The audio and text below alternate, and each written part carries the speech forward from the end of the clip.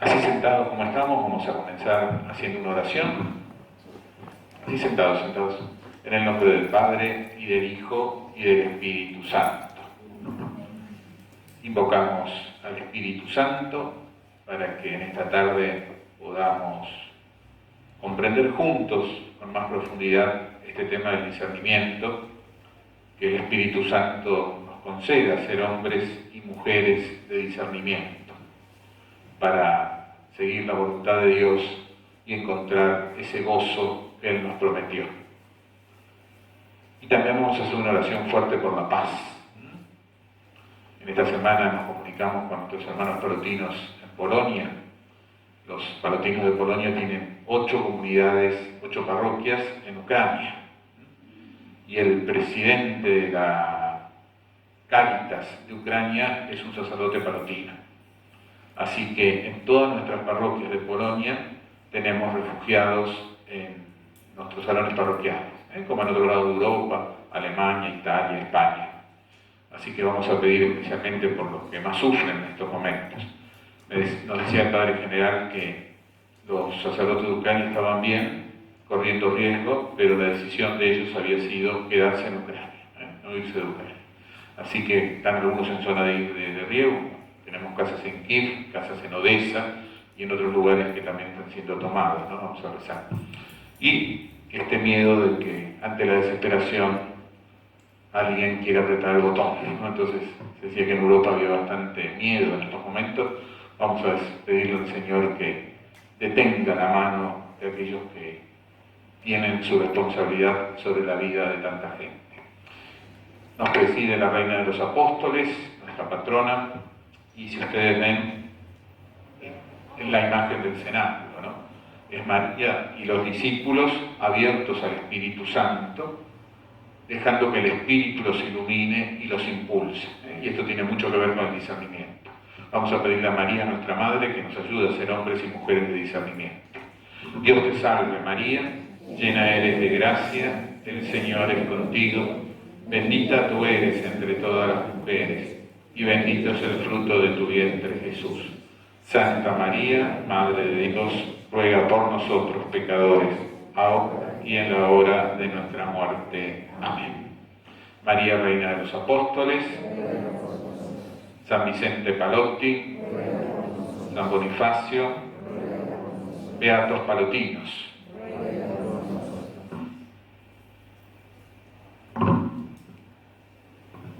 Me ubico aquí arriba, antes teníamos la mesa abajo, para poder hablar sin barbijo, entonces estoy a una distancia conveniente, como para poder hacerlo, ¿no? Porque a veces con el barbijo no se escucha bien.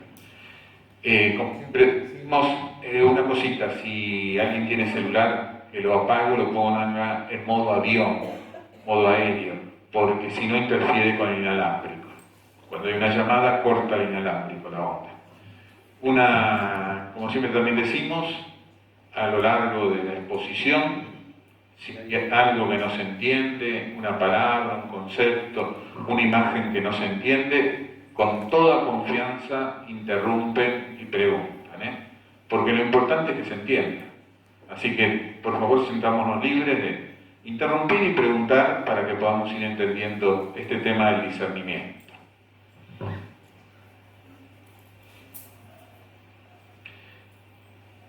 Nosotros le pusimos como título Discernimiento en una iglesia sinodal. Yo dudaba entre ponerle discernimiento en una iglesia sinodal o discernimiento en la vida cotidiana, porque ambas cosas las vamos a ver. ¿Por qué decimos en una iglesia sinodal? La palabra sínodo significa caminar juntos. Una iglesia sinodal es una iglesia donde todos caminamos juntos. Y esto para nosotros palotinos es muy importante, porque en última instancia esta fue la visión de iglesia que tuvo San Vicente Palotti. Ustedes saben que San Ignacio, estamos celebrando 400 años de su canonización, creo, ¿no? Conjunto con Francisco Javier, San Francisco Javier. Santa Teresa de Jesús, Felipe Neri y San Isidro Labrador. Mira, los 4, mira, 5. Y San Felipe Neri fue el último canonizado de Roma antes de Vicente Palotti, muchísimos años después. Y a Palotti le decían el nuevo Neri, el nuevo San Felipe Neri. San Ignacio Loyola, frente al río Cardoner, tuvo así como la visión, como la imagen de lo que Dios le pedía. San Vicente Palotti, un 9 de enero, cuando terminó de celebrar la misa en el convento de las Carmelitas, que estaba ahí en Roma, él también tuvo así como una visión de lo que Dios le estaba pidiendo, ¿no? Y en esa imagen de lo que Dios le pedía, él soñaba con una iglesia sinodal, una iglesia donde caminemos juntos. Y él decía, si el mandamiento de Dios es el mandamiento del amor, yo no amo a mi hermano, sino busco el bien de mi hermano, porque amar es buscar el bien del otro. Y el bien más grande de mi hermano es que se encuentre con Jesús, con la fe, que es el sentido de su vida. Por lo tanto, el anuncio de Jesucristo, la evangelización, el apostolado, es tarea de todo hombre y toda mujer que quiere amar. Y nosotros estamos llamados a amar porque somos imagen de un Dios que es amor. Y por eso nuestro compromiso como iglesia, en la misión de la iglesia, lo tenemos en nuestro propio ser. Hombres y mujeres llamados al amor. Y él intensificaba con el bautismo. Decía, el bautismo, si nos unió a Jesús, nos unió a la misión de Jesús. Y la misión de Jesús es anunciar el amor del Padre. Por eso es una iglesia donde todos asumimos la responsabilidad, la misión del anuncio, ¿no? Y él decía, no necesitamos que alguien nos envíe. No somos colaboradores del sacerdote, del obispo. Somos evangelizadores por derecho propio. Y ponían, por ejemplo, como ejemplo a la Virgen. Ella no recibió la ordenación sacerdotal, ni la ordenación episcopal, no era obispo ni sacerdote, y es saludada no solo como apóstol, sino como la reina de los apóstoles. Decíamos, el sueño de San Vicente Palotti coincide con esta idea de iglesia sinodal. Ahora, cuando hablamos de sínodo, hablamos de dos cosas. El sínodo como una institución de la iglesia. Ustedes saben que a pesar de las grandes distancias, de los caminos nada fáciles, en América, en la época de los virreinatos, el virreinato de Río de la Plata, el virreinato del Alto Perú, los obispos americanos celebraron los famosos sínodos americanos. Ya Toribio de Mogrovejo, obispo de Lima, del virreinato del Perú, él convocó a sus obispos vecinos para celebrar los sínodos de los obispos americanos. Y Pablo VI instituyó en la Iglesia Universal el sínodo de los obispos de la Iglesia Universal, que cada determinados años se reúne ordinariamente, pero también el Papa los puede convocar extraordinariamente, y se reúnen representantes de los obispos de todo el mundo. Es un sínodo de los obispos universal. Y por lo general tratan un tema. Por ejemplo, el tema de la evangelización, el tema de la vida consagrada, el tema del sacerdocio, el tema de los laicos. También cada obispo en su diócesis puede convocar un sínodo como institución. La Arquidiócesis de Buenos Aires hace poco terminó su sínodo. Otras diócesis también tienen sus sínodos. También puede haber sínodos por región. Por ejemplo, el sínodo de la Amazonía, que hace poco el Papa Francisco convocó.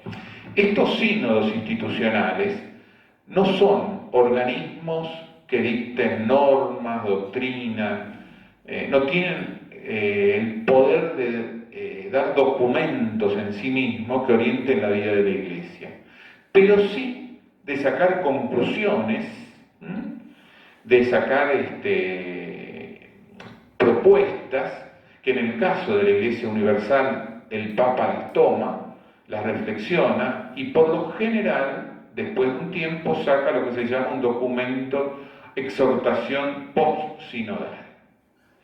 En el caso de los obispos, cuando convocan un sínodo en su diócesis, participa toda la iglesia diocesana, laicos, sacerdotes, consagrados, consagradas, todos son convocados.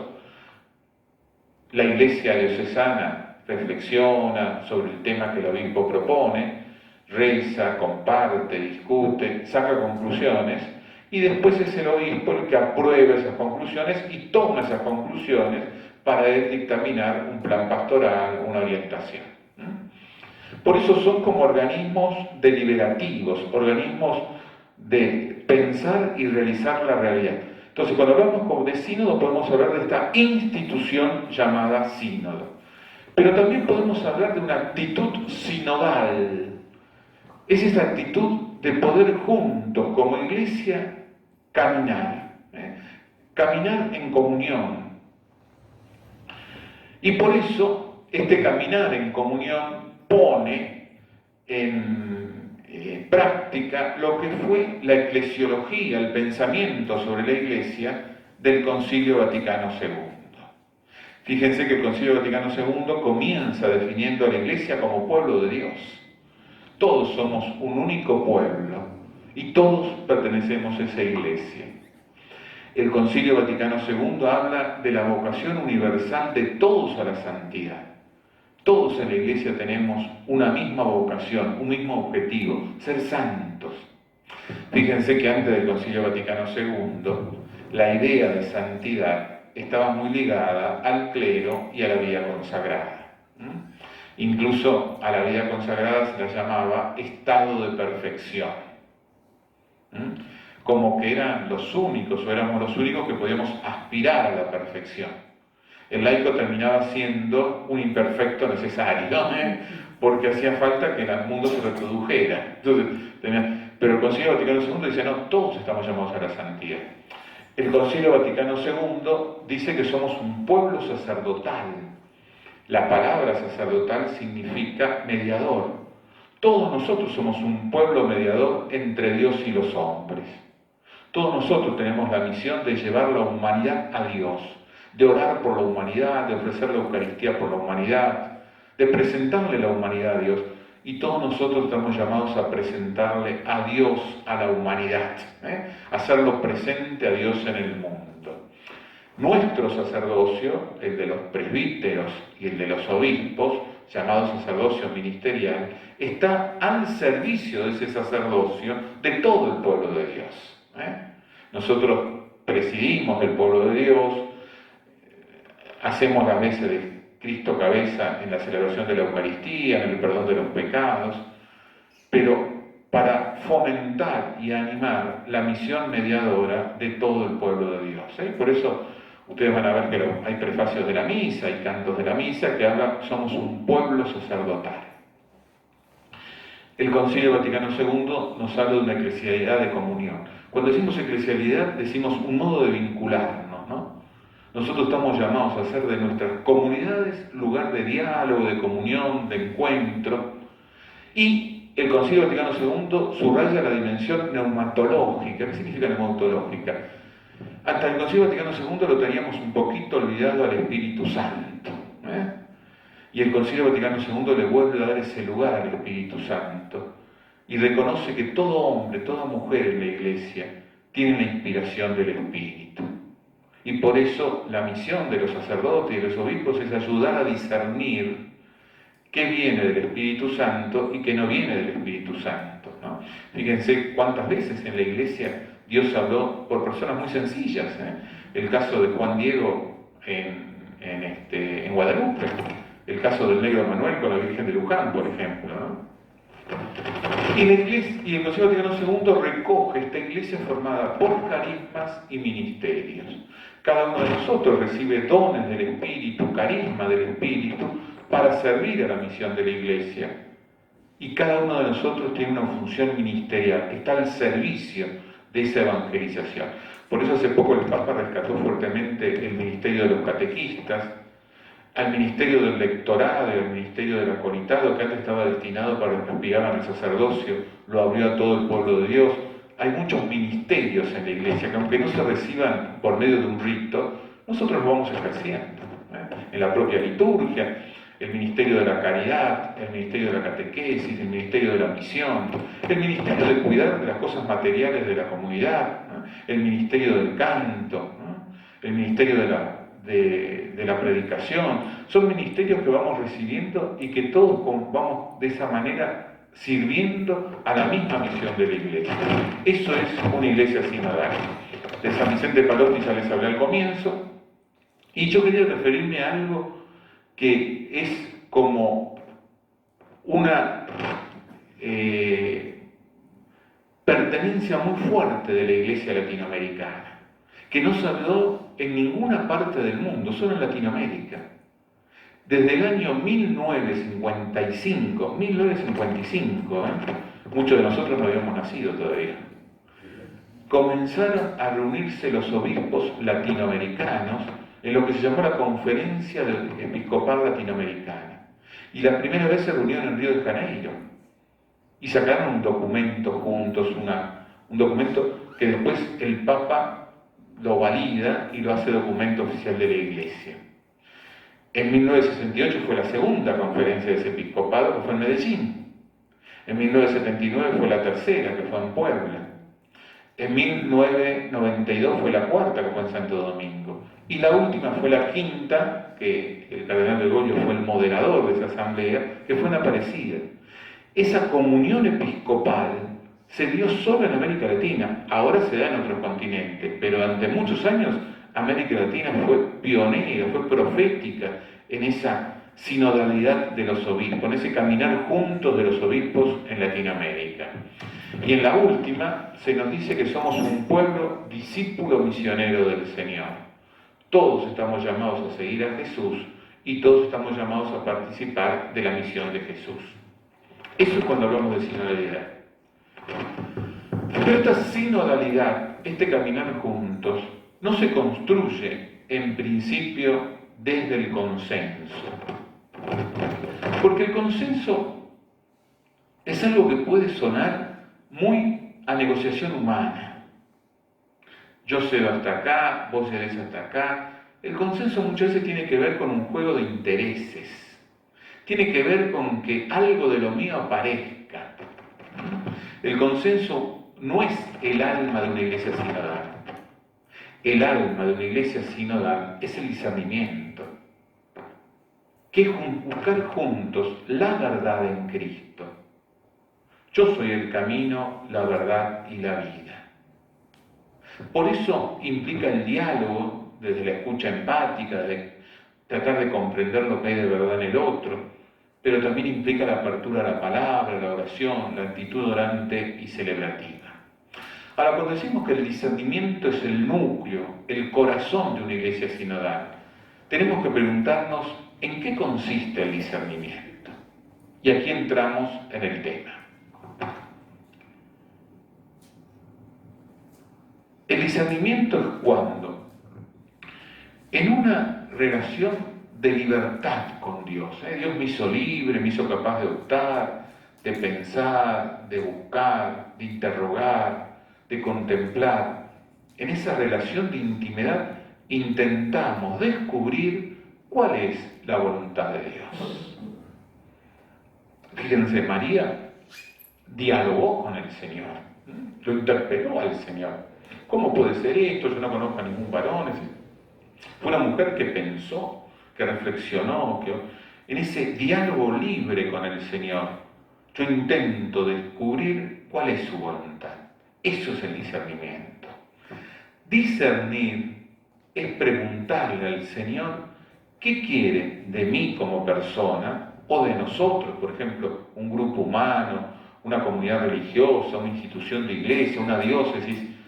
¿Qué quiere de nosotros o qué quiere de mí en este momento de mi vida, de nuestra vida? Señor, ¿qué querés de mí? Ese es el discernimiento. Ser discípulos de Jesucristo implica, por un lado, reconocerlo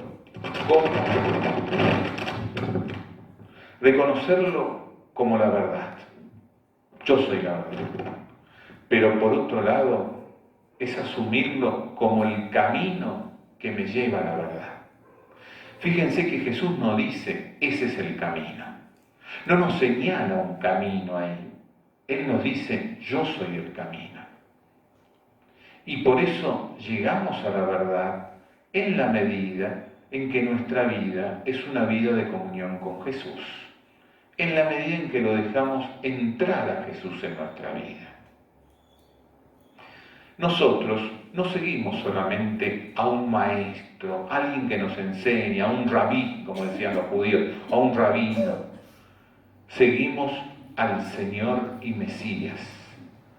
Por Él fuimos creados y por Él fuimos redimidos.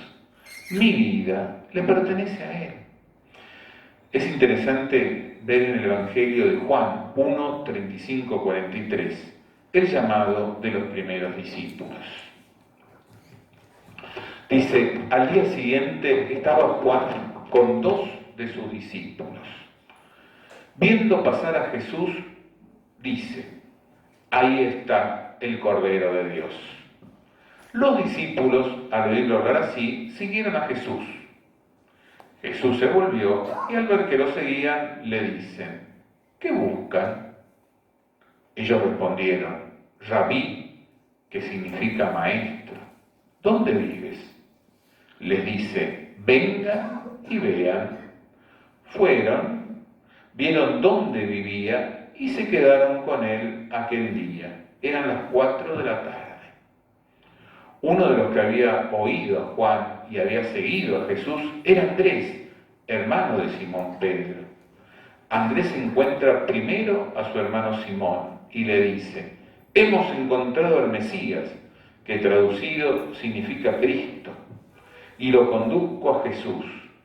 Jesús lo miró y dijo, tú eres Simón, hijo de Juan, te llamarás Cefas, que significa Pedro. Al día siguiente Jesús decidió partir para Galilea. Encuentra a Felipe y le dice, sígueme. Fíjense, antes de conocerlo, en un primer momento lo llaman Rabí, maestro. Luego de pasar el día con él, cuando Andrés encuentra a su hermano, ahí está equivocado, cuando Andrés encuentra a su hermano, le dice, hemos encontrado al Mesías. Hemos encontrado al Mesías, que significa el Señor, el Cristo, el Salvador, el ungido. Y la invitación de Jesús a Felipe es, seguime. No le dice, seguí mis ideas, seguí mis proyectos, seguí mi plan. Le dice, seguime a mí, yo soy el camino. Este seguimiento de Cristo implica el discernimiento de su voluntad. No puedo seguirlo al Señor sin discernir su voluntad. Seguirlo es, ¿qué querés de mí? ¿Por dónde querés que vaya? Si en este seguimiento de Jesús, el discernimiento es esencial. Por eso, el discernimiento no es optativo para el discípulo de Jesús. Hace a la esencia de la vida cristiana. Si yo soy un seguidor de Jesús, si Jesús es el camino, si mi vida le pertenece a Él, el discernimiento, el hacer su voluntad, el preguntarle qué quiere de mí en este momento de mi vida, hace la esencia del cristianismo. Y fíjense ustedes cómo hoy en día no vivimos una época de ateísmo. Nadie dice yo no creo en Dios. Pero muchas veces vivimos un Dios hecho a mi imagen y semejanza. Yo quiero que Dios sea como yo quiera. O vivimos un Dios que interiormente calma mis necesidades, me trae paz, un Dios intimista, pero ese decirle, Señor, yo te quiero seguir, quiero hacer tu voluntad, ese dejarme seguir por Él en cada momento de mi vida, es como que en gran medida está ausente. Porque nos cuesta la alteridad, es decir, entregarle mi vida al otro. Y Jesús es el Señor de mi vida. Leemos en Filipenses 1, 9, 10. Pido en mi oración que el amor de ustedes crezca más y más en penetración y en sensibilidad para todo, a fin de discernirlo mejor. A fin de discernirlo mejor. Y en Efesios 5:10, sepan discernir lo que agrada al Señor. No lo que te agrada a vos, lo que agrada al Señor. Insisto que el discernimiento nos lleva a descubrir la voluntad de Dios para este momento de mi vida o de nuestra vida. Realizar la voluntad de Dios no nos coloca en un lugar de víctima. ¿Qué quiero decir con esto? Siempre la voluntad de Dios busca dos cosas: el bien de los demás y mi propio bien. Porque es la voluntad de aquel que me ama con amor infinito. Y por eso, muchas veces la voluntad de Dios puede pedirnos una entrega especial. Nos puede pedir la renuncia, dejar cosas. Nos puede pedir morir a mi orgullo, morir a algunas de mis posesiones, algunos de mis bienes. La voluntad de Dios me puede pedir que yo entregue mi tiempo, que yo realmente me sacrifique por el otro, que yo haga el esfuerzo de estar con el otro. La voluntad de Dios puede pasar por la muerte del yo, puede pasar hasta por entregar mi vida, pero en el fondo esa entrega es mi verdadero bien. Por eso el que pierde la vida la gana, el que entrega su vida la gana. Y esto en la sociedad del narcisismo, en la sociedad del yoísmo, donde yo tengo que cuidar mi yo, hacer lo que sentí, lo importante es que seas feliz, no te hagas cargo del problema del otro, vos viví tu vida, deja que el otro viva su vida, esto es incomprensible. Pero el camino de Jesús pasa por hacerme cargo del otro. El camino de Jesús pasa, no por solucionarle todo el problema al otro, no por ponerme yo en el lugar del otro, sí por tenderle la mano al otro. Sí por saber renunciar a cosas que quizás me gustarían. Este tiempo lo quisiera para estar pata arriba y mirar televisión, este tiempo lo quisiera para irme a no sé dónde. Renuncio en función del otro, ¿no? Pero en esa renuncia está mi realización como persona. Por eso siempre la voluntad de Dios, aunque cueste, me realiza. A Jesús le costó la vida, pero fue el camino a la gloria. Fue el camino a la gloria. Y algo que tenemos que tener en cuenta es que Él siempre realiza en nosotros aquello que nos pide. Dios nunca nos va a pedir algo que no podamos realizar, sabiendo que lo que es imposible para los hombres es posible para Dios. Por eso San Agustín le decía a Dios, algo que hemos repetido muchas veces aquí: pedime lo que quieras, Señor, pedime lo que quieras, pero concédeme aquello que me pedís.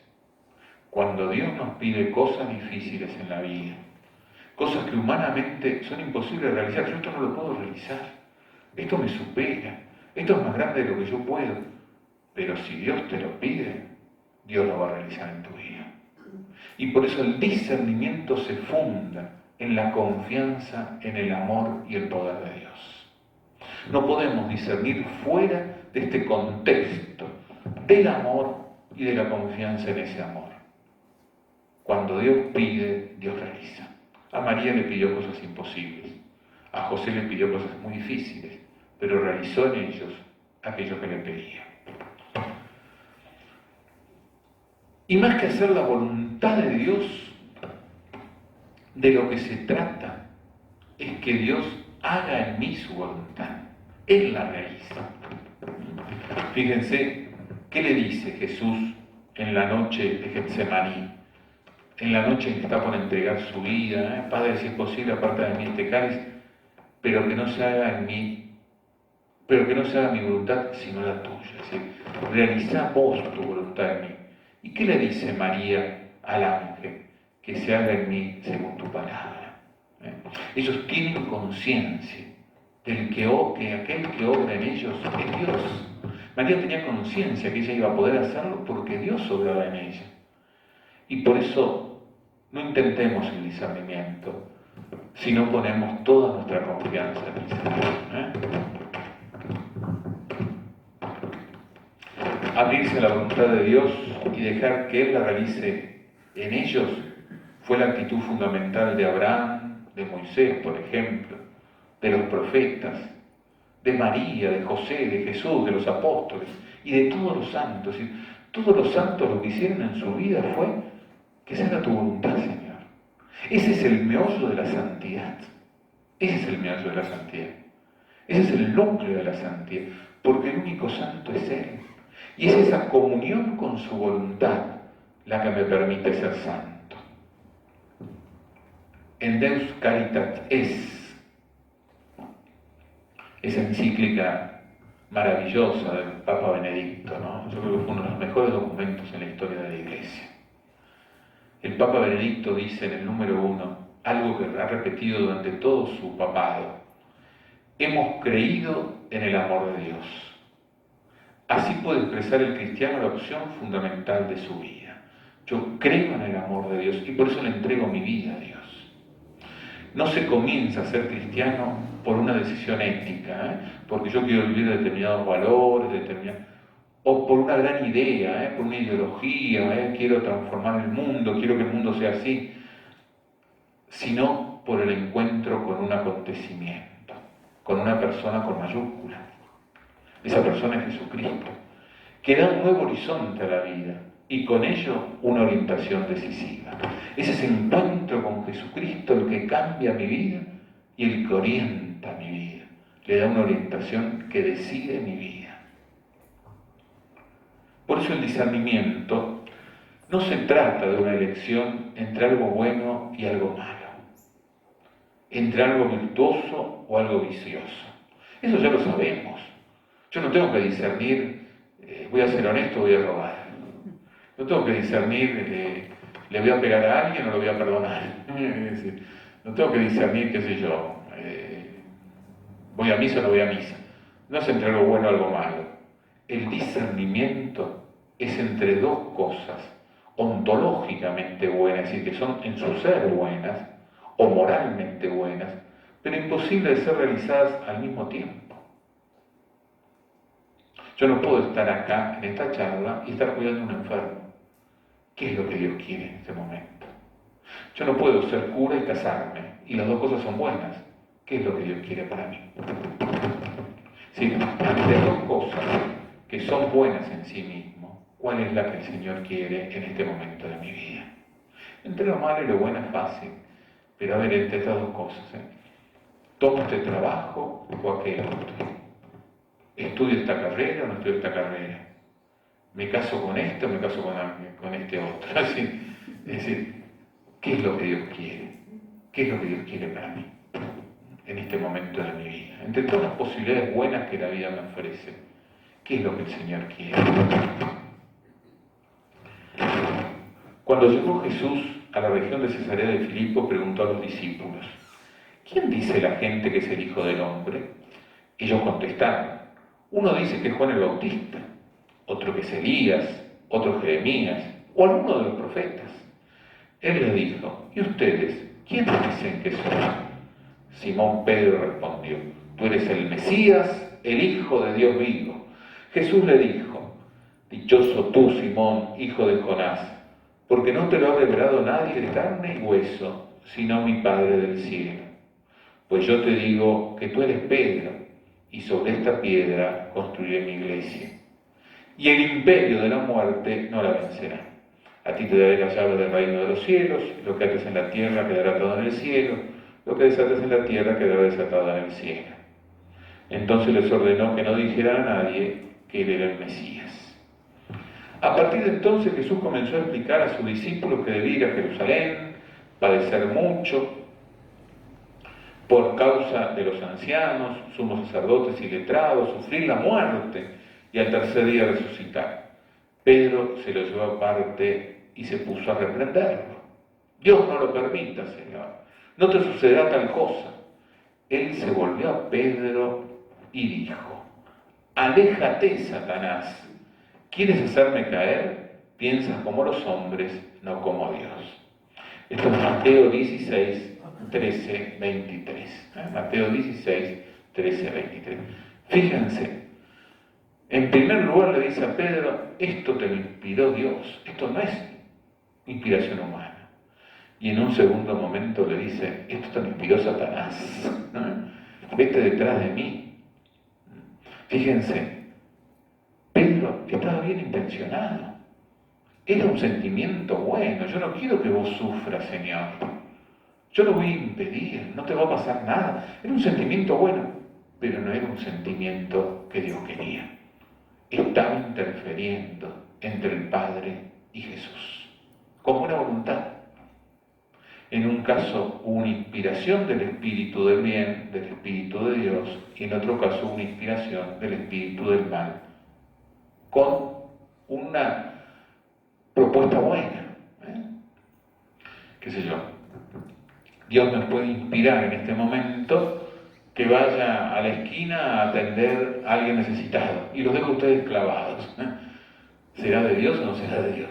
Es algo bueno ir a la esquina, pero seguramente no es de Dios que yo lo deje a ustedes clavados y que me vaya a la esquina. Es decir, muchas veces el espíritu del mal, sobre todo cuando un hombre o una mujer vive su fe, quiere ser un buen cristiano, el espíritu del mal nos va a tentar con cosas buenas, pero que no son las que Dios quiere para nosotros en este momento de nuestra vida.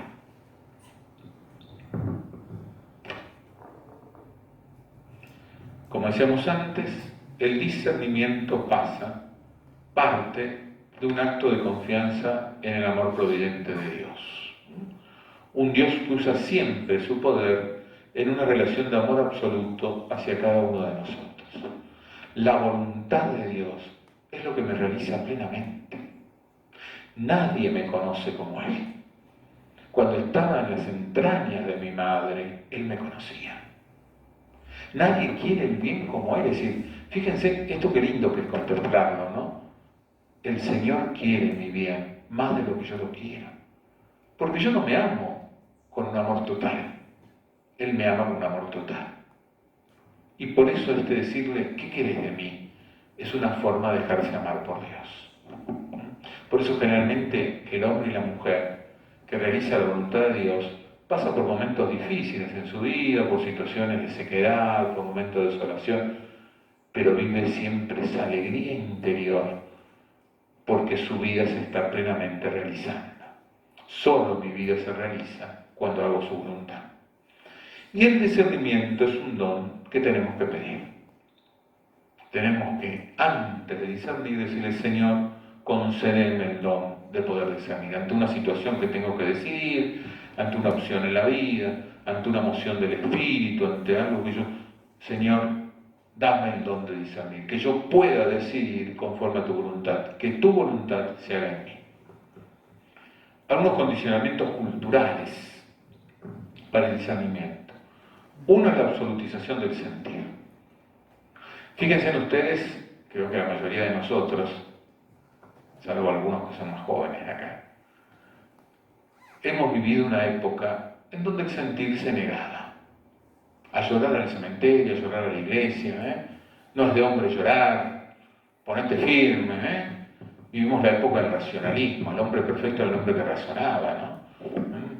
Nos costaba compartir nuestros sentimientos, sobre todo los varones, cosas de mujeres, Es decir, bloqueábamos el sentir. Todos nosotros somos hijos de esa década del 60, del 50, del 70, donde el proyecto de cambio, la ideología, la revolución, el cambio del mundo, había que... Y el sentir era cuestión de gente egoísta, ¿no? Es decir, no se atendía el sentir. Gracias a Dios, nuestros jóvenes recuperan el valor del sentir. Ellos cuidan el sentir, escuchan el sentir, atienden el sentir, pero muchas veces absolutizan el sentir como el único criterio de discernimiento en su vida. Hacé lo que sentís. No integran el sentir muchas veces como parte de su vida. Entonces, yo digo, si yo tengo que hacer lo que siento en cada momento de mi vida, alguna vez voy a matar a alguien. Porque ¿quién no sintió ganas? Yo te lo mato, ¿no? Es decir, si yo me dejo llevar por el sentir, nunca voy a... Es decir, más de una vez, no voy a ir por el camino del bien, voy a ir por el camino del mal. Entonces, esa absolutización del sentir muchas veces no nos permite discernir. También el inmediatismo, ¿no? Vale lo pragmático, lo utilitarista, lo que resuelve el problema. Es decir, no nos preguntamos qué está bien, qué está mal, sino qué resuelve ese problema que no lo resuelve, ¿no? Fíjense ustedes en las decisiones muchas veces políticas, en las instituciones económicas, falta la ética, es decir, faltan los valores. ¿Esto está bien o está mal? No. Esto resuelve el problema, esto es operativo, esto hay que hacerlo, ¿no? Y fíjense, muchas veces en los discursos son discursos pragmáticos, operativos, ¿no? La pérdida de dimensión contemplativa. No tenemos tiempo, entre comillas, para contemplarlo a Dios, verlo en los acontecimientos de la vida, estar en vinculación con Él, verlo a Dios en todo lo que hacemos, en todo lo que hacemos. Verlo a Dios en todas las personas, ese contacto directo con Dios desde una contemplación, de poder verlo en todo, no lo tenemos, ¿no? La omnipotencia expresada en el uso de la tecnología y en los vínculos interpersonales. Algunos dicen que esta pandemia significó terminar con la omnipotencia de la ciencia. No lo puede todo, no lo puede todo, ¿no? ¿Sí? La época medieval fue quizás la omnipotencia de lo mágico, ¿no? La omnipotencia de un Dios mágico. Con el modernismo, la omnipotencia de lo tecnológico y la ciencia. La ciencia resolvía todo, y nos dimos cuenta que la ciencia también tiene sus límites, ¿no? El hombre no es omnipotente. Si algo nos enseñó esta pandemia es que no somos omnipotentes. La autorreferencialidad, fíjense, el yo-centrismo, ¿no? Todo tiene que girar en torno a mi persona, ¿no? Fíjense qué daño que hace las figuras autorreferenciales en la vida de una comunidad, en la vida de una nación, en la vida del mundo, ¿no? La autorreferencialidad. ¿Dónde está la causa de la guerra si no es una absolutización de la autorreferencialidad? Yo domino y quiero que se haga lo que yo quiera. Yo soy Dios. Yo soy Dios. El secularismo. Una religiosidad inmanentista y subjetivista, como decíamos antes. Es decir, ese Dios que yo quiero, ese Dios que yo me fabrico, que calma mis ansias de subjetividad, pero que no me compromete con el otro, con la realidad, ¿no? Ese diluirme como que todo es Dios, y todo no es Dios. Dios se manifiesta en todo, pero todo no es. El panteísmo es eso, todo es Dios, entonces, como esa especie de nirvana. Y en Romanos 12:2 dice: no se acomoden a este mundo, por el contrario, transfórmense interiormente con una mentalidad nueva, para discernir la voluntad de Dios, lo que es bueno y aceptable y perfecto. Miren, a mí no me gusta la palabra contracultural, porque pareciera como que toda esta cultura que estamos viviendo, toda es mala. No, hay elementos buenos en nuestros jóvenes, la forma de mirar la vida. Ellos introducen nuevos valores, nuevas cosas, pero también tienen sus límites. Hay cosas de esta manera de vivir, de esta cultura en la que vivimos, esta forma de relacionarnos, de mirar la vida, que nos hacen daño.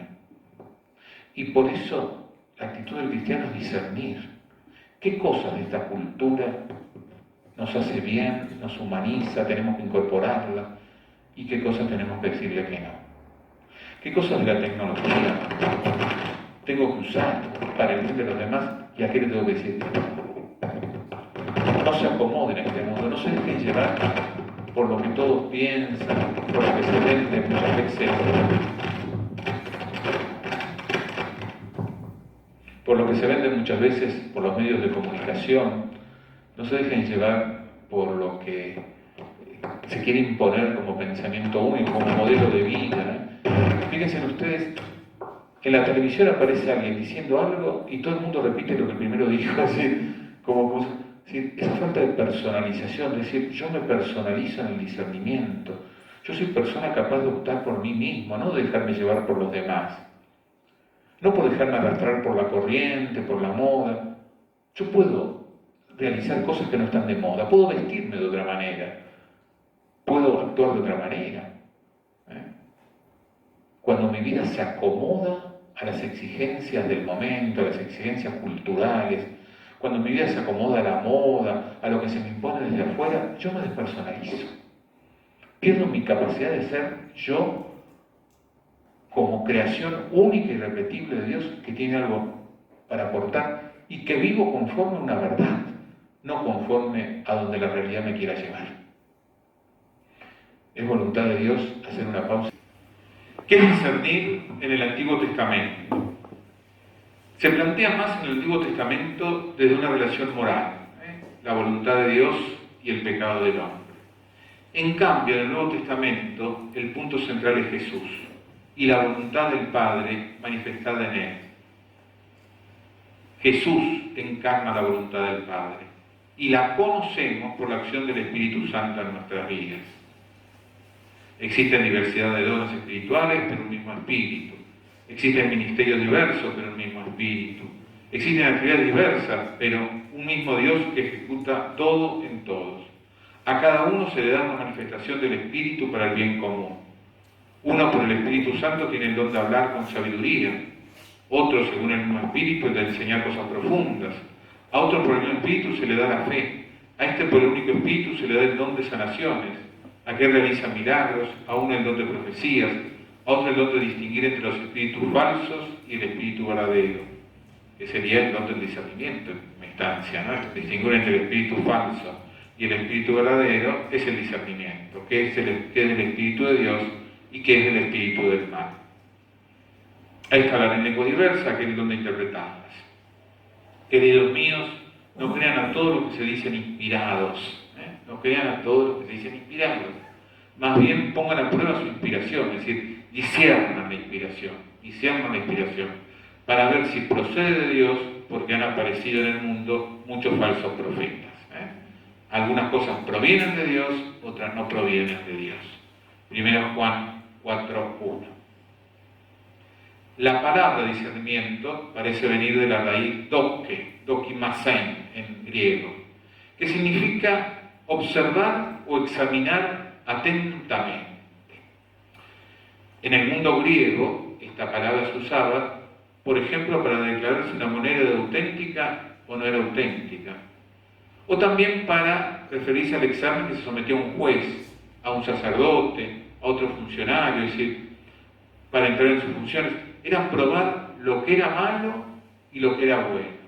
Rechazar lo malo y retener lo bueno. Se usaba para esto esta palabra dokimasein, es decir, era ver qué era auténtico y qué no era auténtico. En el mundo judío, en la Biblia de los 70, es decir, cuando se traduce la Biblia, el verbo dokimasein significa examinar. Se traduce, la palabra griega la traducen por examinar, probar, escrutar, pero también con la idea de purificar, de algo que yo conozco, lo purifico de lo que no es de Dios. Conocer la realidad profunda de una persona o de una cosa tiene relación con elegir lo que es mejor. En la tradición de la Iglesia tenemos los padres del desierto, estos primeros hombres y mujeres que se van al desierto a vivir el Evangelio, a poder vivirlo en plenitud. Y ellos trabajaban mucho esta oposición de emociones, ¿no? La emoción es ese movimiento interior, esa casi inspiración, eso que yo voy intuyendo, que adentro mío me da vuelta, ¿no?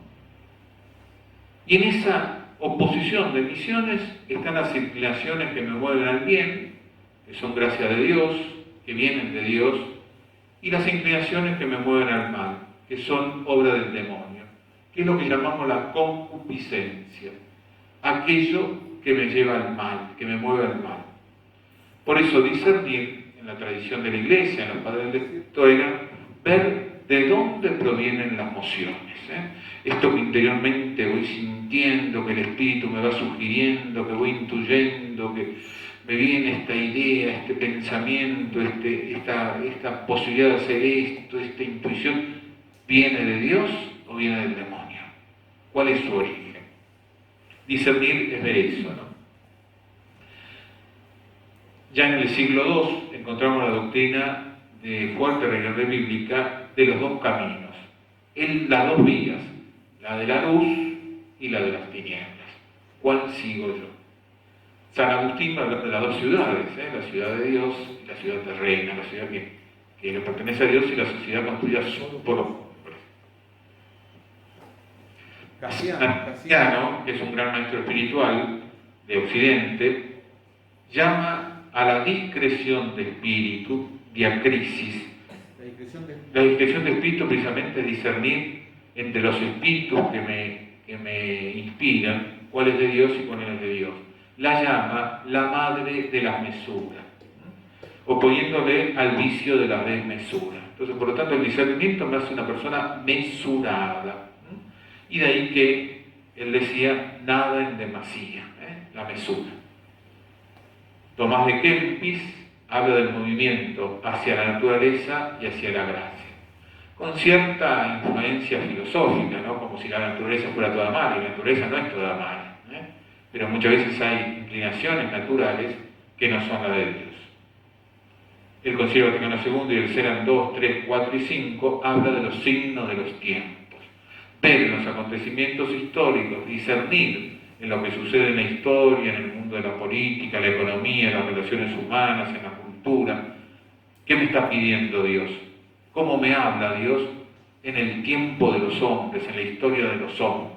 Mirar la historia como el lugar donde Dios me habla.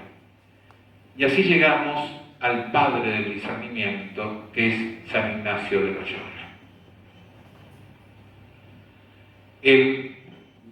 Ignacio era un hombre dedicado era un soldado, pero dedicado a la vanagloria de las armas. Él cae herido, lo llevan a Loyola, su castillo, que está tendido en la cama, y pide algo para leer porque está aburrido, pide que le traigan historias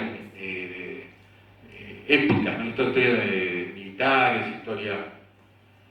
Pero había solo 2 libros, la vida de los santos y la vida de Jesús.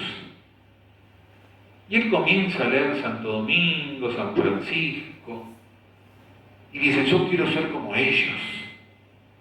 Cambia la vanagloria de ser militar con la vanagloria de ser santo. Él quería ser como ellos para ser alguien importante, ser alguien que le... Esa es la primera conversión. Pero la segunda conversión es cuando él descubre, yo no soy nada y Dios lo es todo. Cuando él se da cuenta de que también la santidad, entre comillas, puede ser un camino de orgullo, de autosuficiencia, de querer lucirse ante los demás, de ser importante. Y cuando él hace todo ese camino de despojarse de su yo, y cuando él va a alojarse a las cuevas, sobre todo ahí de Manresa, la cova de Manresa, y escribe los ejercicios espirituales. Y en el número 1 de los ejercicios espirituales dice, estos ejercicios son para buscar y hallar la voluntad divina. Buscar y hallar la voluntad de Dios. Y para conseguirlo se precisa, dice San Ignacio, remover el desorden afectivo, que impide este descubrimiento. Por tanto, él le atribuye mucha importancia a la experiencia espiritual, comprendiéndola como una interacción constante con Dios en la que interviene la afectividad y el conocimiento interno. Es decir, interviene esto de no basta tener las ideas claras, no basta tener un proyecto claro, tengo que experimentar, sentir en mí mismo las cosas de Dios, experimentar interiormente las cosas de Dios. Y por eso conocer las mociones interiores que animan mi vida, poder recibir emociones buenas, pero también poder lanzar, dice, las emociones malas, poder recibir esas emociones interiores que vienen de Dios y lanzar lejos aquellas que no son de Dios. Él divide las reglas en 2 grupos, correspondientes a las distintas etapas de la vida espiritual. La primera semana se ocupan de los que son tentados abiertamente por el mal. Pero en la segunda semana, aquellas están destinadas a los tentados engañosamente por el mal, con presencia del bien. Por eso la segunda semana es de fuerte discernimiento. Por el bien yo puedo ser tentado por el espíritu del mal. Y es interesante la concepción que él tiene. Es interesante en él este tema de la consolación y de la desolación. Y tenemos que, acá sí me voy a detener, porque esto es importante del discernimiento. La consolación es un movimiento interior de mi afectividad, de mi sentir, de mi afecto, que me mueve hacia Dios. Es aquel movimiento interior de amor de Dios, a Dios. Pero esa desolación, esa consolación, no es como un sentimiento de alegrías nada más, puede darse la alegría. Muchas veces en las lágrimas, en la vergüenza, dice, en la confusión, en el dolor, en la pena, puede darse la consolación. Es decir, en el dolor yo lo puedo encontrar también a Dios, y por eso la consolación no es ausencia de dolor. En la pena interior por mis pecados, yo lo puedo encontrar a Dios. Por lo tanto, la consolación no significa con sentirme bien. Yo puedo estar atravesando un momento difícil, un momento de cruz, un momento de dolor, un momento de pena, pero estar consolado, en la medida en que ese momento me une a Dios. Encuentro en Él, la consolación viene, Él está en mi soledad, Él está conmigo, y por eso en este momento, aunque es difícil, aunque yo me pueda sentir mal, aunque anímicamente puedo estar medio depresivo, puedo estar consolado, porque es fruto de ese movimiento de afecto hacia Dios y ese dejarlo entrar a Dios en mi vida. La desolación es lo opuesto a ese movimiento, es la afectividad que me aleja de Dios. Y muchas veces se puede dar en plena alegría, pero en una vida vacía que me aleja de Dios. Por tanto, la consolación y la desolación no se identifican necesariamente con el placer y el dolor. Son estados de la afectividad que no se definen por su disfrute sensible, sino por su dirección. La consolación es tender a Dios, la desolación es apartarme de Dios. Es la actitud de vacío de Dios. No es que yo simplemente no lo siento, no tiendo hacia Él, no lo busco. Yo puedo no sentirlo, pero estar consolado en la medida en que lo busco y que sé que existe. ¿Se entiende? La elección en los ejercicios espirituales presupone tres actitudes fundamentales, dice San Ignacio.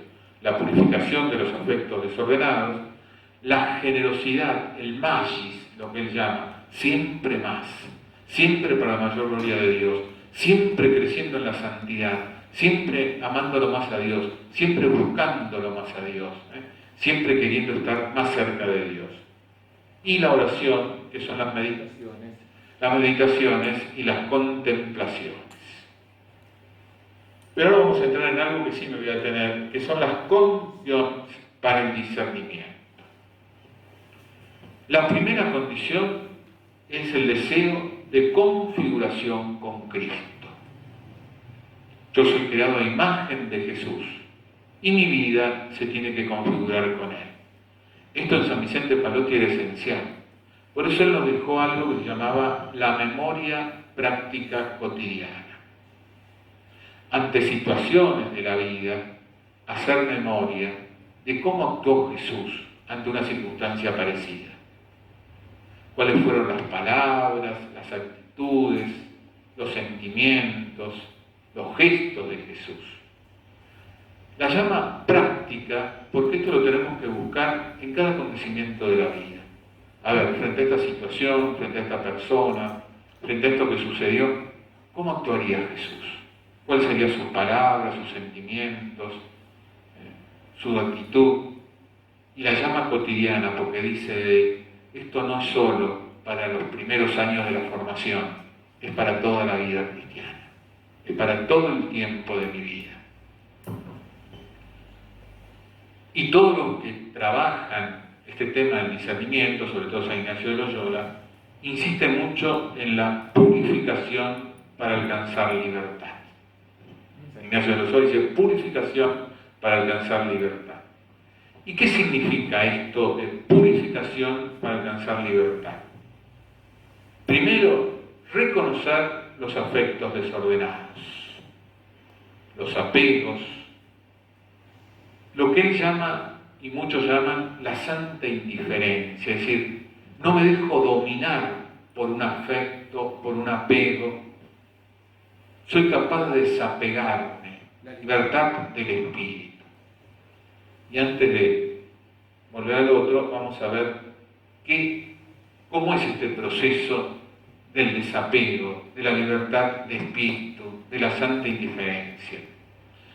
Primero yo tengo que reconocer cuáles son mis afectos. ¿A quiénes estoy ligado?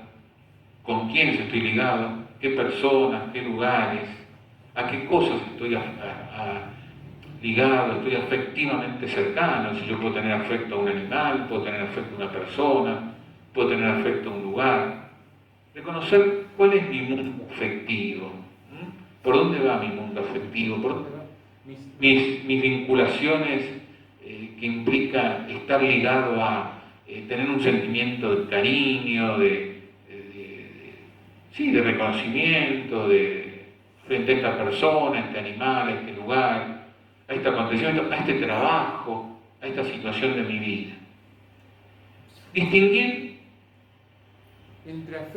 entre afectos que me ayudan a vivir el Evangelio, el seguimiento de Jesús, y aquellos que me atan, que me frenan en mi vida discipular, misional, aquellos afectos que me generan cierta dependencia y no me dejan ser libre para ser discípulo del Señor y para asumir la misión del Señor. Por ejemplo, yo tengo un amigo, una amiga.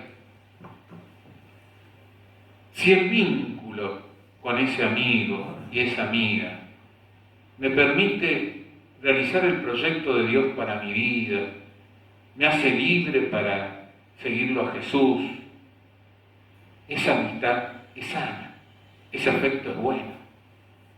Si esa amistad me impide porque es muy posesiva, porque estoy tan volcado a esa amistad que no escucho a Dios, porque esa amistad me ata y no me deja realizar lo que Dios me pide, esa amistad es enferma, me hace daño.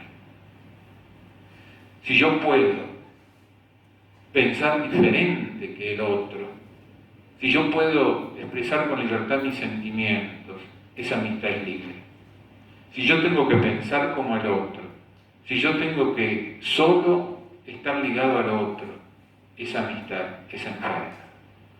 Si yo extraño ante la ausencia la presencia del otro, eso es sano. Si esa ausencia me paraliza, ese afecto es un afecto desordenado. Si yo recibo con alegría la ayuda del otro y soy capaz de pedirle ayuda, pero soy libre si me la da o no me la da, ese afecto es sano. Si yo soy un ser demandante y solo llamo amigo al otro si me da todo lo que pido, o el otro me llama amigo si yo le doy todo lo que pido, esa amistad no es sana. Si yo amo este lugar donde estoy, yo cura, amo este barrio de Núñez, de Belgrano, amo a esta gente, amo a mi comunidad, eso es sano. Si me siento en paz, si me siento contento de estar acá, eso es sano. Si el estar ligado a este lugar, a este barrio, a esta comunidad, a esta gente, me impide ir a donde Dios me llama, eso no es sano. Es decir, todo lo que me ata y me frena en el camino del Señor no es sano. Por eso hay afectos que me hacen bien y hay afectos que me hacen mal. Y de ahí que el discernimiento implica rechazo y renuncia a los afectos desordenados. Hay un momento en que hay que decirle a esto no. Si yo no renuncio a este afecto desordenado, no voy a poder realizar la voluntad de Dios. Incluso el afecto desordenado puede ser el afecto a mi autoimagen, a mi orgullo, a mi vanagloria. Si esto en última instancia yo hago girar mi vida en torno a mi yo, es un afecto desordenado conmigo mismo. Si yo no renuncio a ese afecto desordenado, ese afecto de querer aparecer, ser importante, buscar el aplauso, yo no voy a poder realizar la voluntad de Dios. Y por eso es como esa libertad del espíritu para ir a donde Dios me llama. Valoro los sanos afectos y los ubico en mi camino de seguimiento del Señor, poniendo al Señor en primer lugar. Se los entrego al Señor, entrego mis afectos al Señor, para que Él disponga de esos afectos como Él quiere. Esa libertad de espíritu significa reconocer las mociones del espíritu, es decir, a partir de las diversas mociones que yo tengo en mí, esas mociones interiores, esas intuiciones, esas inspiraciones, o frente a decisiones que yo tengo que tomar, tengo que ver a dónde me conduce.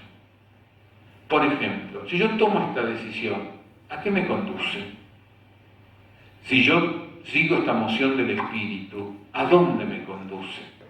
Este es un punto central en el discernimiento. Por ejemplo, si yo asumo esta misión en la iglesia, si yo asumo este trabajo, si yo asumo mudarme hacia acá, ¿hacia dónde me conduce? Es decir, ¿cuál es la finalidad de esto?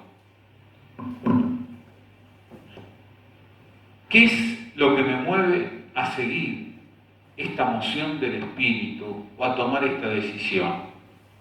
¿Es por amor a Jesús y a mis hermanos? ¿Es por mi bien y el bien de los demás? ¿O están movidas por el espíritu de servicio a Dios, a la iglesia, a los otros? ¿O están movidas por la vanagloria, el egoísmo o la soberbia? ¿Se entiende? ¿Hacia dónde van y qué es lo que me mueve a tomar esta decisión? Por ejemplo, me eligen para determinada función en la iglesia. Qué sé yo, me nombran presidente del consejo pastoral, me nombran obispo, me nombran superior, me nombran coordinador de la catequesis. A ver, yo acepto porque quiero servir. ¿Hacer esto me conduce a un camino de santidad y de servicio a los hermanos?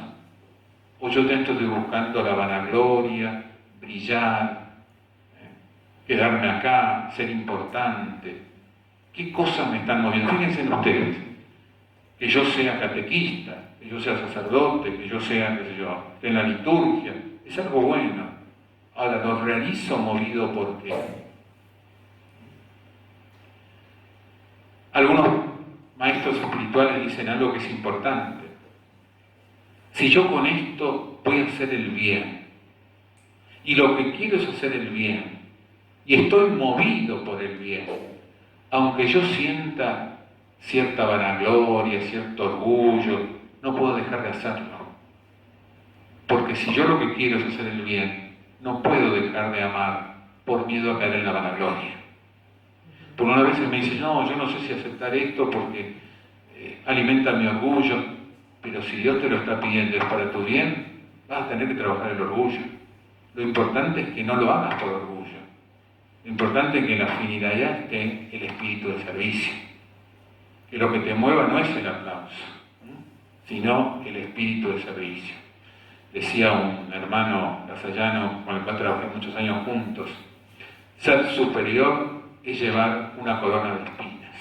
Duele, pero te duele más cuando te la sacan.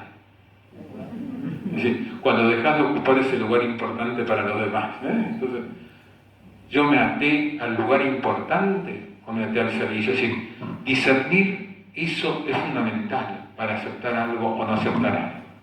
Pero insisto, no tengo que dejar de aceptar algo porque va acompañado por el orgullo. Lo importante es que la intención fundamental sea servir. Después tendré que trabajar la vanagloria y el orgullo. Y otra cosa, esta decisión me trae consolación, mueve mi afecto a Dios, me ayuda más a vivir mi relación con Dios. Esta decisión o esta moción del Espíritu orienta mi afecto hacia Él, o esta decisión o esta moción del Espíritu genera la desolación, la lejanía de Dios, el no tenerlo en cuenta, el no dejar que mi afecto se llene de él, me vacía, me pone en una situación de esterilidad, de falta de encuentro con el Señor.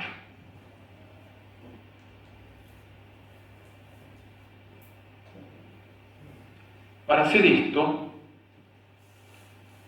San Ignacio y otros maestros del discernimiento nos proponen estas columnas.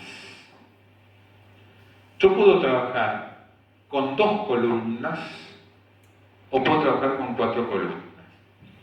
Esto que yo voy escribiendo en las columnas, los tengo que ir rezando en el diálogo con Dios y también en lo que yo llamo el diálogo teologal. El poder dialogar con alguien experimentado en las cosas de Dios, que suele ser lo que antes llamaba el director espiritual y ahora se llama el acompañante espiritual. Alguien que me ayude a discernir. También con un amigo, una amiga, que sea un hombre, una mujer de Dios, con el cual yo tenga confianza. A ver, ayúdame a discernir. Entonces, es el diálogo sobre las cosas de Dios, el diálogo de la amistad, el diálogo con alguien que tiene esa sensibilidad hacia las cosas de Dios. Yo creo que era Santa Teresa que decía, cuando busques un director espiritual, busca a alguien que sea inteligente, es decir, que sea sabio, que te ayude a discernir. ¿Qué significa esto de las 2 columnas?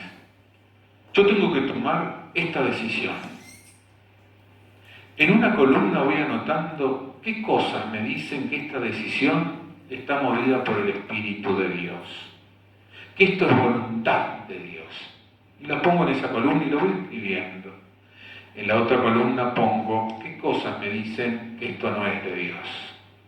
Que esto es una búsqueda de la vanagloria, que esto es un afecto desordenado, que esto no me conduce hacia algo bueno, que esto no está bien. Y lo voy anotando. No en un día, en varios días voy anotando varios y lo voy rezando, charlando con el Señor, charlándolo con mi acompañante espiritual, charlándolo con un amigo, con una amiga con el cual yo tenga confianza de hablar de las cosas de Dios, con alguien experimentado de Dios. La otra es las 4 columnas. Cuando yo tengo 2 posibilidades o más. Frente a cada posibilidad pongo 2 columnas. Por ejemplo, yo tengo que elegir entre prestar el servicio como catequista o el servicio, póngale, al cuidado de los enfermos. Pongo opción A, catequistas. ¿Qué cosas me dice que es de Dios y qué cosas me dice que ser catequista para mí no es de Dios? Cuidado de los enfermos. ¿Qué cosa me dice que es de Dios y qué cosas me dicen que no es de Dios? ¿Se dan cuenta? Es para cada opción posible. O por ejemplo, a ver, ¿me quedo en el país o me voy a trabajar al exterior? Opción A, me quedo en el país. ¿Qué cosas me dicen que Dios quiere esto para mí y qué cosas me dicen que Dios no lo quiere? Si me voy al exterior, ¿qué cosas dicen que Dios quiere esto y qué cosas Dios dice que no es esto? El tema, si no quieren hacer 2 o 4 columnas, es ir anotando esas mociones del espíritu, esas intuiciones, esas decisiones, pero también ir anotando en esta decisión a qué me conduce. ¿Cuál de esta decisión me trae consolación o me trae desolación? Ir anotando qué cosas en esta decisión yo voy viendo que es lo que Dios me pide. ¿Por qué yo veo en esto la voluntad de Dios? ¿Y qué cosas me dicen que no es la voluntad de Dios? Y tomarme tiempo para rezarlo, para hablarlo con los demás, para poder hacer realmente ese proceso de discernimiento. Pero decíamos también que es importante la sanación interior para poder discernir. Porque cuando yo no tengo sanación interior, yo voy a decidir siempre conforme a mis heridas. Y frente a la sanación hay 3 posturas. La negación, no pasó nada, lo de la pandemia fue una estupidez, ya pasó, basta, no hablemos más de este tema. El otro, qué sé yo, me debía dinero y se fue del país y no me dio nada, ya pasó, basta, lo niego, a mí no me pasó nada, yo estoy feliz de la vida, a mí no me pasa nada, soy el tipo feliz. Este psiquiatra que aparece bastante por televisión, José Eduardo Abad, dice: lo que no domino no existe. Es decir, cuando hay algo que yo no puedo dominar, lo niego. Cuando no puedo con esto, lo niego. Y la negación nunca me hace bien. La otra postura, sumirnos en el pasado. Vivo revolviendo aquello que me pasó, este me sonó, es un desgraciado. Esta pandemia que me hizo tan mal, y me quedo encerrado en el pasado, la victimización, es decir, no salgo de lo anterior, no salgo del pasado. La postura que me ayuda al discernimiento es la de recreación. Yo miro el pasado, asumo el dolor del pasado, asumo mis heridas, asumo lo que me sucedió, asumo mi pecado, asumo el pecado del otro, asumo lo que el otro me hizo mal, asumo que me cuesta perdonar, asumo que me duele, pero, a ver, Dios de acá quiere sacar algo bueno. Dios nos hace nuevos cada día. Solo lo que se asume se redime, dice San Ireneo. Solo cuando yo reconozco que esto me duele, que acá tengo que perdonar, que esto me está frenando, solo cuando reconozco que esto no es de Dios, que esto lo llevo como una cicatriz en mi vida, tengo que reconocerlo para poder sanarlo. Por eso, aceptar. Sabemos además que Dios dispone todas las cosas para el bien de los que Él ama, de aquellos que Él llamó según sus designios. Romanos 8:28. Es decir, en última instancia, lo que me sucedió, Dios lo quiso para mi bien. Todo sucede para el bien de los que Él ama. Entonces, lo que el Papa dice de José en la encíclica Patris Corde, él recibió la vida como la vida vino. Esto tengo que aceptarlo. Esto es así. Esto vino, está, lo acepto, y si Dios lo permitió, es por algo. Lo otro, valorar el momento, valorar eso que me sucedió. Esta psicóloga que yo siempre cito, Edith Eger, dice: tal vez curar no consiste en borrar la cicatriz, o ni siquiera en provocar la cicatriz. Curar es apreciar la herida. Esta herida es para mi bien. De acá Dios quiere sacar algo bueno. Esta herida que puede ser un hecho traumático, un hecho difícil, porque puede ser algo malo que me hicieron, o algo malo que yo hice. Algo que yo no me perdono o que yo no perdono al otro. De esta cicatriz Dios quiere sacar algo bueno. Dice Heidegger, cuando no nos llega nada provechoso, positivo del exterior, es precisamente el momento en que podemos descubrir quiénes somos en realidad. No es lo que sucede lo que más importa, sino lo que hacemos con nuestras experiencias. ¿Qué hago yo con esto que me pasó? Lo importante no es lo que vimos, dice Boris Cyrulnik, sino lo que hacemos con aquello que hemos vivido. Por eso uno puede perdonar. Una vez que reconoce la herida, una vez que dice: esto me duele, pero esto es para mi bien. Puede perdonar cuando uno alimenta pocas cosas. En primer lugar, cuando uno valora la libertad. Si yo no perdono, yo me quedo enganchado a lo que sucedió o a esta persona que me hizo un daño. Y pierdo la libertad. Mi vida queda atrapada ahí. No me niego a vivir el presente y no disfruto el presente porque me quedé en ese acontecimiento del pasado. Y porque amo la libertad, quiero liberarme de esto. Lo segundo, yo no soy Dios. Yo no sé por qué el otro actuó de esa manera o por qué no actuó de esa manera. Porque no conozco su mundo interior, su salud psíquica, su salud corporal, cómo la historia de vida influyó en él, hasta qué punto fue libre para hacer el mal que me hizo o para no hacerme el bien que me podía haber hecho. ¿Cuáles fueron sus condicionamientos internos? ¿Lo hizo porque no podía actuar de otra manera? ¿O lo hizo? Yo tengo que juzgar el hecho está mal, pero no puedo juzgar a la persona porque no soy Dios. Lo tercero, reavivar en mí la experiencia de ser un hombre y una mujer perdonada. Dios me perdona siempre. Y en la experiencia del perdón de Dios lo que me permite perdonar. Si yo, que soy pecador, y Dios, que no conoce el pecado, que no tiene obligación de perdonarme, me perdona, ¿cómo que yo, que soy pecador, no voy a perdonar al otro? Y lo cuarto, todo esto se da en un proceso, no se da hoy para mañana. Tengo que rezarlo, trabajarlo, hacer proceso. Esos perdones mágicos son infantiles. Esto es necesario para el discernimiento. El magis. No hagan nada por ambición o vanagloria. Antes, con humildad, estimen a los otros como superiores a ustedes mismos. Nadie busque su interés sino el de los demás. Tengan los mismos sentimientos de Cristo Jesús. El magis es lo que decía antes, ¿no? Crecer cada vez más en ser fieles a Dios. Estar animados por ese deseo de amarlo más y dejarme amar, de amarlo en mis hermanos. San Ignacio decía, todo para la mayor gloria de Dios. El mayor es cada vez más.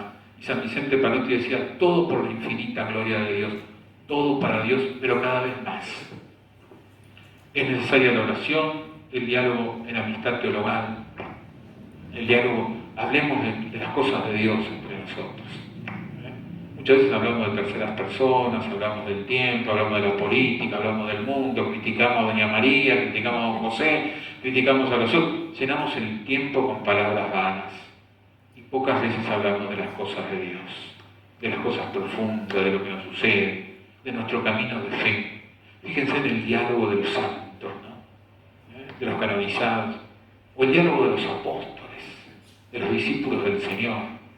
Tenemos que dejar que Dios forme parte de nuestros diálogos. Y la contextualización. Yo cuando tengo que decir algo, parto de mi realidad. Yo soy cura, ustedes son laicos. Alguien es casado, alguien es soltero, alguien es viudo, alguien es joven, alguien es mayor, alguien es varón, alguien es mujer. Alguien tiene estos dones, otros tienen otros dones. Tengo que contextualizar en mi estado de vida, en mi realidad, lo que Dios me está pidiendo. Dios no me va a pedir a mí que sea piloto de la Fuerza Aérea. Capaz se lo pide a un joven que está comenzando a decidir su vida, es decir, contextualizar eso que tengo que decidir. Los signos de que se hizo un buen discernimiento. La paz interior. Yo puedo, una vez que discernir algo, sentir miedo, pero voy a sentir una paz muy grande. La comunión. Esto me mueve a estar más cerca de los otros, los frutos del bien, esto va a hacer bien a los demás, va a hacer bien a mí mismo. El poder de Dios en nuestra debilidad, esto me sobrepasa, pero el poder de Dios se manifiesta en mi debilidad. La cercanía de Dios y las tentaciones. Cuando un hombre o una mujer se deciden ser fieles a Dios, va a surgir siempre la presencia del espíritu del mal que nos quiere sacar de ese camino. Por eso, cuando yo decido algo y tengo certeza que es de Dios, tengo que permanecer en esa decisión y no dejarme llevar por las tentaciones del mal. ¿Los cansé mucho? ¿Los confundí? ¿Alguna pregunta? Pregunta. Sí. ¿Cómo se daría la espontaneidad en esos casos? Muy buena pregunta. Muy buena pregunta. ¿Cómo se daría la espontaneidad en esos casos? Muy buena pregunta, porque esto muchas veces nos puede llevar a ser demasiados estructurados, armaditos y que todo. Yo creo que hay cosas que uno tiene que responder en lo espontáneo de la vida. Y no tiene que perder esa espontaneidad. Pero fíjense en la medida en que uno sea un hombre, una mujer de discernimiento, esa respuesta espontánea va a ir correspondiendo cada vez más a la voluntad de Dios. Porque como que yo lo tengo incorporado a Jesús en mi vida. Lo tengo incorporado a su voluntad. Soy un hombre que discierne su voluntad. Entonces lo espontáneo va a salir. Entonces no tenemos que pedir la espontaneidad de la vida. Pero hay decisiones en la vida que no las puedo tomar de la espontaneidad. Que me tengo que tomar tiempo. Hay decisiones que son fundamentales. Por eso no se trata de discernir, a ver, Dios me pide que tome el colectivo 42 o el colectivo 44. Dios me pide discernir que tome el colectivo, que tome el sur. Es imposible. Frente a alguien que está necesitado. A ver, Dios me pide que lo ayude o que no lo ayude. Es decir, no podemos perder la espontaneidad de la vida.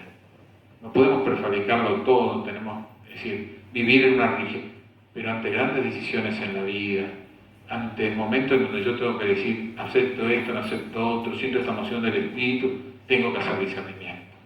Uno puede pecar por falta de espontaneidad y es una persona totalmente, digamos, rígida, armada, o puede ser demasiado espontáneo, entonces se deja llevar por sus impulsos y no por aquello que Dios le va pidiendo. Hay que encontrar el equilibrio en la vida.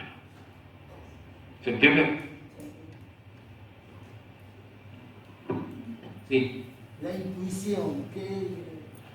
No, la intuición puede ser emociones del espíritu, yo intuyo que esto va por acá, pero la intuición la tengo que llevar al discernimiento. No tengo que rechazar la intuición, yo intuyo que esto va por acá. Y eso es importante, porque el espíritu habla interiormente, entonces tomar la intuición es importante. Pero esa intuición tiene que ser discernida, es de Dios, no es de Dios. ¿A dónde me conduce esta intuición? Si yo sigo esta intuición, a ver cuál es la finalidad, ¿por qué quiero realizar esto? Entonces, no la niego, pero la purifico desde el discernimiento.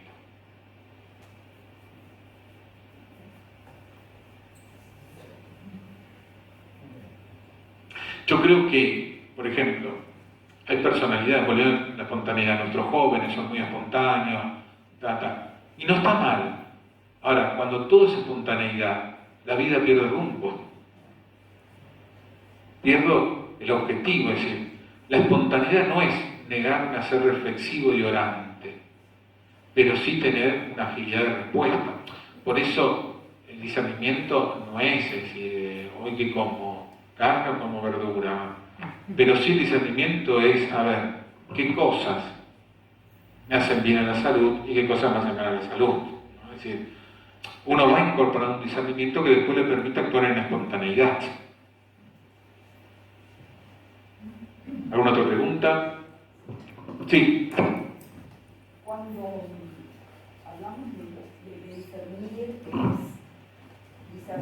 es buscar la voluntad de Dios, dijimos aquí que la voluntad de Dios es lo que es bueno, lo aceptable y lo perfecto. ¿Qué es lo perfecto en el mundo de los hombres y de nosotros? El único perfecto es Dios. Y por eso, cuando uno dice tiene que hacer lo perfecto, hacer lo que me va asemejando cada vez más a Dios. La santidad es la perfección de la caridad. Yo cuando en los retiros, sobre todo para la vida consagrada, hablo de la santidad, trabajo la diferencia entre perfección y perfeccionismo. La perfección es encontrar aquellas cosas que el Señor me regaló, yo soy un ser único y irrepetible, que me permiten identificar mi vida con la de Jesús. Ese es el camino. Por empezar, la perfección es un camino, no se consigue ya. Pero la perfección es la obra del Espíritu en nuestra vida. Es el Espíritu el que nos hace perfectos, es el Espíritu el que actúa en nosotros. La santidad es obra del Espíritu Santo, porque es identificación con el único santo que es Jesús. Entonces, yo tengo que dejar que el Espíritu Santo me mueva a realizar esa imagen de Jesús que yo estoy llamado a realizar. Y lo que me mueve es la caridad a Dios y la caridad a los hermanos. El perfeccionismo es querer hacerlo todo bien como una forma de autosatisfacción. Es una forma de egolatría. Yo soy mejor que los demás, o a veces sin ni siquiera compararme con los otros, me complazco en hacer las cosas bien. El perfeccionismo tiene mucho que ver con una estructura psíquica que no me permite aceptarme con mis debilidades, con mis fallas. Entonces, frente a algo que me salió mal, incluso a veces sin culpa, porque estoy lavando un plato y se me rompe, qué estúpido que soy, y me agredo, ¿no? No admito que soy un ser limitado, que soy un ser que tiene que crecer. No me abrazo a mí mismo con mis talentos, mis capacidades, y también con mis debilidades, mis pecados, mis fallas. Quiero crecer, pero parto de este ser real y vivo la alegría de crecer, no de ser perfecto siempre y de un día para el otro. le tomo gusto al camino del crecimiento. Y para eso me acepto desde mis límites. Por eso la angustia es signo de que esto no es de Dios. Cuando se instala la angustia en mi vida, no es de Dios. Entonces, si yo estoy angustiado porque no soy el que tengo que ser, si yo estoy angustiado porque no hago todo lo que tengo que hacer, si yo me dejo paralizar por la angustia, no es de Dios, es una expresión del maligno. Diferente cuando yo siento dolor porque a esta persona la herí, yo siento dolor porque le fallé a Dios, pero ese dolor me lleva a abrirme al perdón de Dios, ese dolor me lleva a cambiar, me lleva a buscar a ver cómo puedo encontrar este camino de amar más, me potencia para el bien. Entonces el camino de la perfección se da cuando yo me potencio para el bien, no cuando me quedo en la angustia de lo que no hice bien. Eso entra mucho el orgullo en todo eso, ¿no? La no aceptación de uno mismo, un sentido de una falsa autoestima, es decir, pienso que la autoestima es valorarme en lo bueno que hay, y la autoestima también es aceptarme en lo cual tengo que crecer, y quererme así con mis debilidades, y vivir la alegría de ser un ser que crece. Por eso el camino muchas veces del cristianismo puede estar marcado por el voluntarismo y el perfeccionismo, ¿no? Y por la angustia, y eso no es de Dios. Yo creo que el santo es aquel que se ríe hasta de sus propios pecados y se ríe de su faz, porque lo importante es Dios. Yo estoy seguro, segurísimo que me voy a salvar y que voy a estar en el cielo, pero no porque yo soy bueno, porque yo soy misericordioso. ¿Sí? No es mi bondad, es la misericordia de Dios. Sí. Yo quería preguntar, Dios es el que hace la voluntad de suya en nosotros. Dios es el que hace. Sí. Su querer en nosotros. Ahora, ¿cuál es nuestra actitud ante ese querer de Dios para que seamos, recibamos ese don de hacer en nuestra vida, calcar en nuestra vida esa voluntad de Dios? Yo tenía una persona que yo admiraba mucho, el rector de mi seminario, profesor de filosofía, pero sabía mucho de teología. Él decía que toda la historia de la teología se resume en esta relación naturaleza y gracia, actuar de Dios y actuar humano, hasta dónde Dios y hasta dónde el hombre. Y nosotros decimos, en el actuar todo viene de Dios y todo viene del hombre. Dios actúa con todo su amor y todo su poder. El hombre tiene que poner toda su disposición y toda su flexibilidad, todo su deseo de hacer esa voluntad y todos los talentos y gracias que ha recibido. Y por lo tanto, el decir que es Dios el que actúa de nosotros, no nos dispensa de entregar nosotros todo lo que tenemos que entregar. No nos dispensa para nada. Es poner mi voluntad, mi inteligencia, mis afectos, todo al servicio de esto, pero sabiendo que en todo esto actúa Dios y que sin Él nada puedo. Por eso es este diálogo entre Dios y el hombre, ¿no? Es decir, este actuar de Dios en mí y mi disponibilidad para que Dios actúe. Porque al final toda la inteligencia, todo lo que yo decido, lo recibí también como gracia de Él. Todo es regalo de Dios, toda mi naturaleza, el poder hacer el bien es regalo de Él también. Y por eso en Él también se manifiesta, en eso también se manifiesta. El cardenal Schlemper, cuando fue el año de la vida sacerdotal, él decía, todo lo recibí de Dios. Lo único que yo tengo propio, mío, para entregarle a Dios es mi pecado. Todo lo otro es de Él, ¿no? Todo lo otro es de Él. Y por eso le entrego mi pecado también a Dios, ¿sabes? Porque es lo que yo le tengo que dar.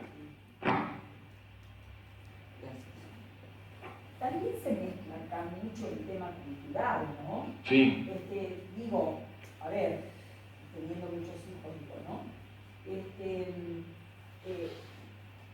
Uno es el resultado de lo que Dios ha hecho y nos ha regalado, pero también de una cultura que nos ha mamado en casa, en nuestra escuela, en la vida, Tal cual. de compartir con tu esposo y viceversa, ¿cierto? Tal cual. Y los chicos serán el resultado de una amalgama de otros muchos ingredientes que se suman desde lo que del mundo. Sí, tal cual.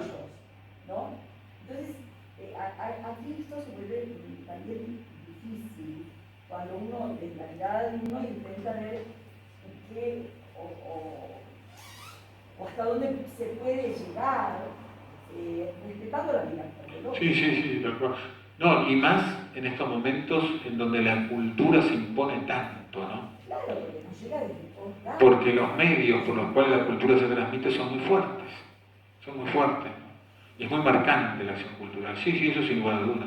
Por eso el discernimiento es lo que me permite ser crítico de la cultura, es decir, no dejarme arrastrar por la cultura, sino poder discernir qué de esta cultura es de Dios y qué no es de Dios, ¿no? El discernimiento me da madurez ante la cultura, me da libertad. No la rechazo en totalidad, pero tampoco la trago así como viene. Es decir, sé discernir qué es Dios y qué no es de Dios. Gente, tenemos la misa. Muchísimas gracias por la paciencia. Gloria al Padre, al Hijo y al Espíritu Santo.